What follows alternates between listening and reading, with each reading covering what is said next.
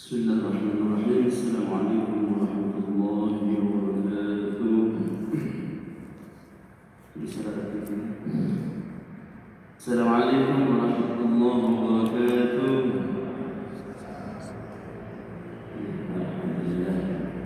Alhamdulillah alladzi arsala rasulahu bil huda wa dinil haqqi liyudhhirahu 'ala ad-din kullih walau karihal kafirun. Wassalatu wassalamu ala rasulihil karim sayyidina Muhammadin wa ala alihi wa sahbihi ajma'in.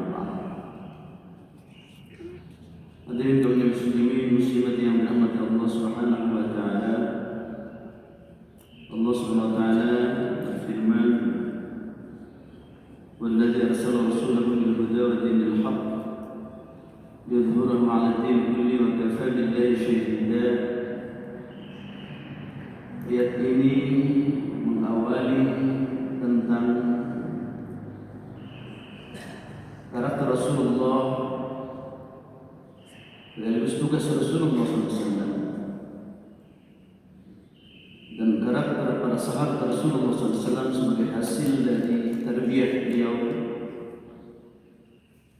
yang begitu mempengaruhi tarbiyahnya sampai seluruh pelosok dunia, mengarungi lautan benua sampai pada kita semua,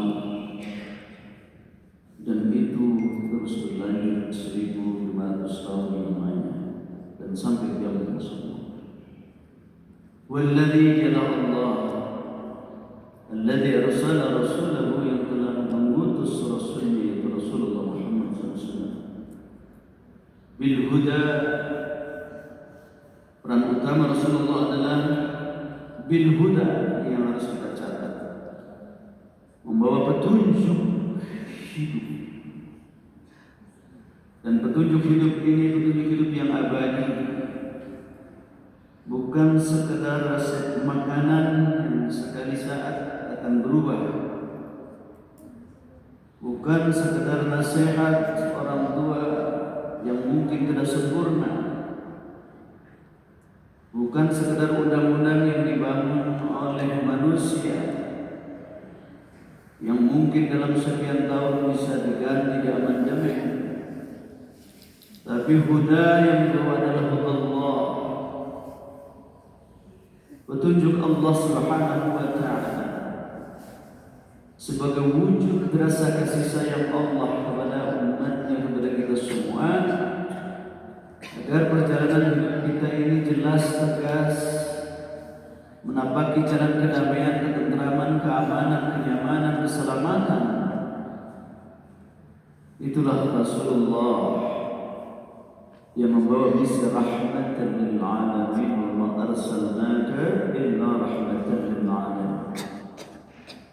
Jadi Rasulullah diutus bil huda dengan membawa petunjuk. Petunjuknya adalah wujud kasih sayang Allah Subhanahu wa taala. Jika seluruh umat manusia mengambilnya, mau beriman mau tidak beriman, dia akan memperoleh manfaat yang real, yang nyata. Apalagi orang beriman, tidak beriman pun mengambil manfaat dari Al-Qur'anul Karim, dari petunjuk Allah Subhanahu wa taala yang abadi, dia akan memperoleh rahmatnya di dunia ini. Karena memang Allah sejak menciptakan seluruh makhluk, beliau akan terus menurunkan rahmatnya di dunia ini, tidak pernah mundur, baik beriman maupun tidak beriman. Inilah risalah al-Islam, risalah Al-Quran, datang untuk seluruh manusia. Dan ketika manusia mengambil dari risalah ini, sekalipun dia tidak beriman kepada hari akhir, dia akan mendapat rahmat Allah Subhanahu wa taala. Ini dipertegas oleh Allah Subhanahu wa taala dalam Bismillahirrahmanirrahim, dengan menyebut nama Allah yang Maha Rahman, Wasi'ur Rahmat, Azimur Rahmat. Allah yang rahmatnya luas, besar, mencakup seluruh makhluk, sehingga bisa menikmatinya semuanya, tidak pandang bulu. Yang beriman dapat nikmat rahmatnya, yang kafir mendapat nikmat rahmatnya. Tapi itu untuk dunia semata bagi orang yang tidak beriman. Ada rahim Allah, daimur rahmah, yang kasih sayangnya tidak pernah berhenti, tidak pernah ada ujung-ujungnya. Sampai wafat manusia mendapatkan rahmat Allah. Nah, bagi orang beriman, rahmat Allahnya lanjut sampai surga. Itu saja perbedaannya. Tapi selama manusia mengambil manfaat dari petunjuk Allah, maka dia akan memperoleh kenikmatan di dunia ini. Inilah Rasulullah sallallahu alaihi wasallam. Namun kata Allah, qalilan ma tashkurun, qalilan ma yu'minun. Memang sedikit yang beriman, tidak banyak. Kenapa? Karena proses untuk iman ini banyak hal yang harus kita jalankan. Di antaranya apa? Menghindarkan rasa takabur pada diri manusia, rasa sombong, rasa angkuh. Inilah yang oleh Allah SWT diredam. Sebab ketika manusia angkuh dengan ilmunya, sombong dengan harta kekayaan dan jabatannya, maka ketika diberi sinar petunjuk Allah, mereka berkecenderungan untuk menolak. Ini diperkuat oleh Allah SWT. Bahwa manusia ketika dia memperoleh kelebihan, keunggulan, kehebatan, maka dia akan berkecenderungan pada tagha. Innal insana yatagha an ra'ahu istaghna. Sesungguhnya manusia itu berkecenderungan untuk tagha, melampaui batas, melanggar aturan-aturan Allah. Kalau dia istaghna, merasa berkecukupan, merasa kaya, merasa hebat. Ra'ahu istaghna. Kalau sudah memandang dirinya lebih hebat dari yang lain, saya berkuasa, saya berharta banyak, maka kecenderungannya taubat. Itulah kesombongan yang menghalangi cahaya Allah Subhanahu wa taala. Padahal petunjuk Allah itu jelas, kata Allah. Qad tabayyana ar-rusydu minal ghayy. Manusia kalau nalarnya jalan, pikirannya jalan, akal sehatnya digunakan, pasti dia akan tahu kebenaran ini, karena sudah dititipkan oleh Allah SWT kesanggupan untuk memilih kebenaran. Memang dalam waktu yang sama juga Allah titipkan pada diri kita kecenderungan untuk melakukan kejahatan. Namun Allah memberikannya kepada kita an-nazar, penalaran, memberikan al-aql, kemampuan untuk mengendalikan diri pada jalan yang benar. Itu anugerah Allah Subhanahu wa ta'ala. Allah mengatakan, qad tabayyana ar-rusydu minal ghayy. Sudah jelas petunjuk itu, sudah jelas itu kesesatan. Orang ketika berpikir, mencoba menelaah, mentafakuri hidupnya, dia pasti akan sampai pada petunjuk Allah Subhanahu wa ta'ala. Dan dia akan berpikir, apa makna dari kehidupan kami ini? Untuk apa ini hidup di dunia ini? Dari mana ini kami berasal? Untuk apa? Punya peran apa? Fungsi apa saya berada di muka bumi ini? Apa tercipta biasa-biasa saja? Kemudian kemana penghujung dari kehidupan ini?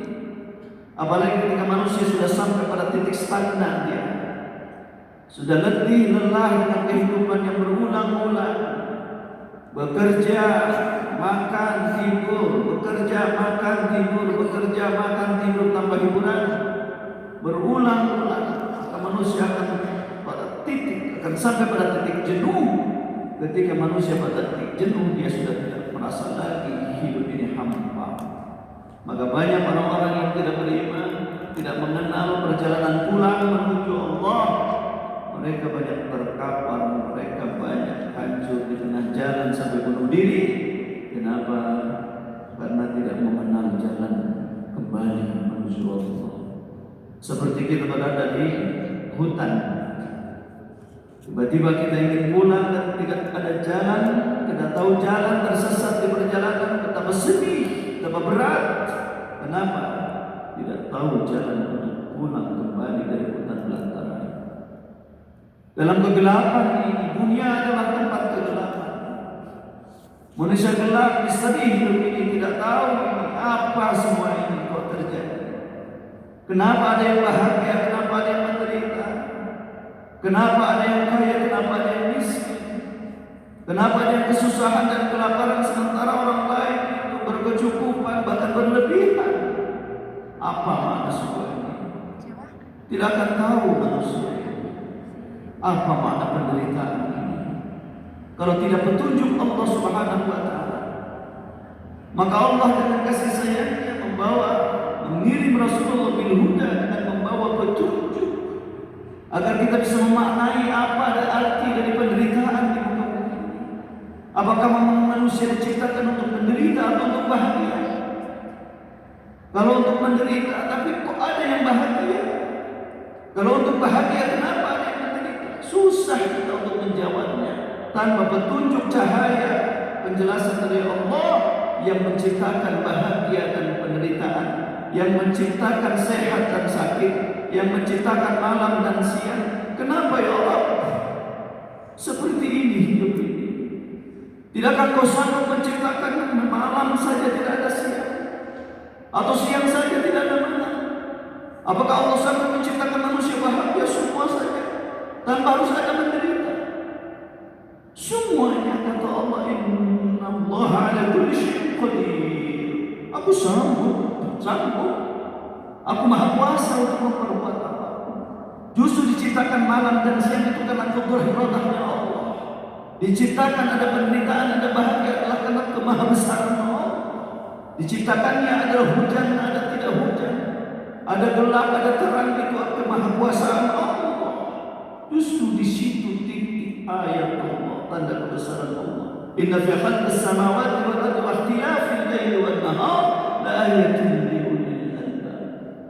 Sesungguhnya pada penciptaan langit dan bumi, berubahnya siang dan malam, itu semua bagian dari tanda kebesaran Allah Subhanahu wa taala.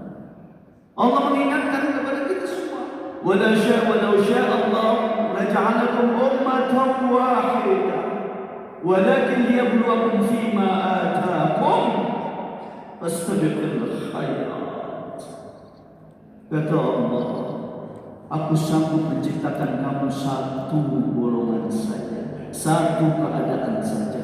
Laki-laki semua, tidak ada perempuan. Allah sanggup. Allah menciptakan kaya semua, tidak ada yang miskin. Allah menciptakan semuanya sehat, tidak ada yang sakit. Allah sanggup. Walau syaa Allah, kalau Allah. Tetapi bukan itu. Liyabluwakum fima ataakum. Aku ciptakan adanya kontrak antara siang malam, sahih sehat, bahagia menderita, liyabluwakum, untuk menguji kalian. Ujian bukan.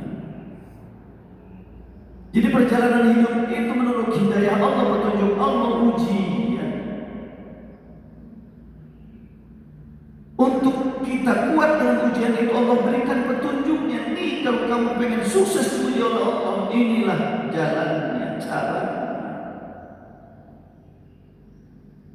Sebab terbanyak oleh kita kalau Allah menciptakan satu saja, orang kaya semua. Lalu ketika genteng bocor, usahakan oleh menerka. Sepiten kita macet, siapa yang mau membetulkan? Coba minta ke tetangga, aduh saya mati bisa. Udah nanti saya beri uang gede 1 juta apa menerka sepiten. Ah, 1 juta, saya kaya, buat apa 1 juta? Itu genteng bocor gimana? Minta ke tukang, tukangnya sudah tidak ada, semuanya kaya. Aduh, takut saya itu kalau naik ke situ bisa jatuh saya. Udah saya kasih ini 2 juta untuk bener-bener genteng. Saya 2 juta saya kaya daripada saya jatuh nanti. Bayangkan kalau semuanya kaya, karena ada yang miskin, artinya miskin semua. Kalau semuanya sehat, bagaimana fakultas-fakultas kedokteran bisa hancur? Dokter-dokter bangkrut, tidak bisa makan. Kenapa? sekarang sudah tidak ada yang sakit lagi, sehat semuanya orang. Tidak dibutuhkan lagi dokter. Datangnya internet saja, datangnya Google Translate, datangnya ChatGPT sudah mulai itu banyak ya pusat-pusat pendidikan, latihan dan sebagainya pada kalah semua pada oleh Google Translate dan ChatGPT. Nah, kembali ke sini bahwa kehadiran Rasulullah SAW itu rahmah. Falyafrahu biha, kata Allah, bergembiralah dengan kedatangan rahmat Allah itu, bergembiralah kedatangan Rasulullah SAW itu. Maka kalau umat Islam mayoritas banyak di Indonesia ini memperingati Maulidun Nabi, itu wujud yafrah, kebahagiaan, datangnya rahmat Allah, datangnya Rasulullah SAW, datangnya petunjuk Allah SWT. Falyafrahu biha, hendaklah mereka itu berbahagia dengan kedatangan rahmat Allah, kehadiran Rasulullah SAW. Maka di mana-mana kita menyelenggarakan Maulid Nabi, itu bukan apa-apa, wujud sebagai kebahagiaan. Wajar kita memuji Rasulullah, kita menyanjung Rasulullah, kita terus berselawat kepada Rasulullah. Sebuah kewajaran karena kegembiraan. Karena Rasulullahnya sudah wafat, tapi pengaruhnya masih hidup pada diri kita. Imajinasikan bahwa Rasulullah itu ajarannya tetap hidup seakan-akan ada, sehingga kita merasakan kehadiran Rasulullah SAW dengan Qur'annya, dengan petunjuknya. Setiap kita ingat kepada Rasulullah, kita ingat akan Al-Quran, kita ingat akan Sunnatul Rasul, sehingga seakan-akan Rasul hadir. Terus sebabnya sebagian ulama menyanjung Rasulullah melalui pujian-pujian, silakan saja. Yang tidak boleh adalah mengkultuskan Rasulullah sebagai Tuhan, seperti di agama-agama lain mana orang-orang solehnya dijadikan Tuhan. Itu yang dilarang oleh Allah SWT. Tapi berbahagia dengan kehadiran Rasulullah, yang terus kita bersolawat seakan Rasulullah hadir. Assalamu alayka ayyuhan nabi.